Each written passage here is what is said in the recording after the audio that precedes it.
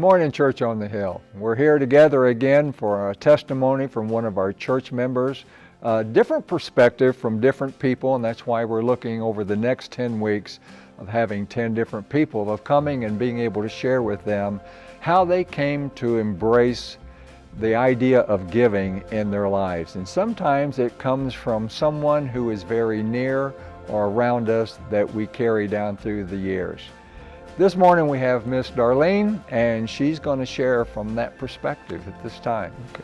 When I was growing up, my father was a minister, and he and my mother tithed every cent that came into our home, and we learned by looking, by seeing.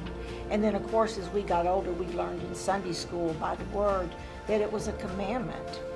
The biggest thing that I always observed as a child, we would have an emergency in our home. Let's say the car broke down or we were ill and we didn't have a lot of money, so we would be unprepared or would not have the money, and that money always showed up in the most mysterious ways. It might come in an envelope with no name on it, or it might come in the mail, but the Lord never once let us down.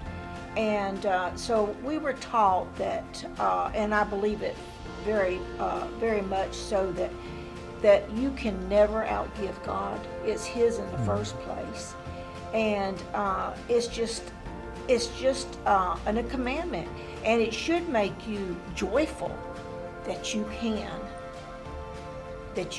tithe. Mm-hmm. And so I've done it all my life, and I don't think I could not do it. Mm-hmm. And this is what runs our church. Mm-hmm. Our tithes and offerings is what pays those bills, pays that chair you're sitting in, pays that minister, pays for all the products that you need in your church. So the Lord has set it up to be just what that is tithing. Mm-hmm. And so that's why I tithe. Mm-hmm. You said an interesting thing a while ago, and I just want to backtrack here just for a second. You said when you were growing up, your family was far from being rich, and in fact, in many ways, they were poor. Did it seem like, at that time, a hard thing to do because a person was poor, and yet there comes that point of Malachi 3:10 that says, prove me, or I like to use the word, trust me and see if I'll not open the windows of heaven. Was it difficult during those times, knowing there was so little? So it was just automatic. If someone gave him $10, I guarantee you $1 went to God. But we didn't know we were poor, really, because every need was met, and abundantly. We lived in a time where people shared food. There'd be a knock on the door and they'd bring a bushel of tomatoes or 10 steaks or whatever, or fish or whatever. So we didn't know we were poor because God kept us, all of our needs were met, always.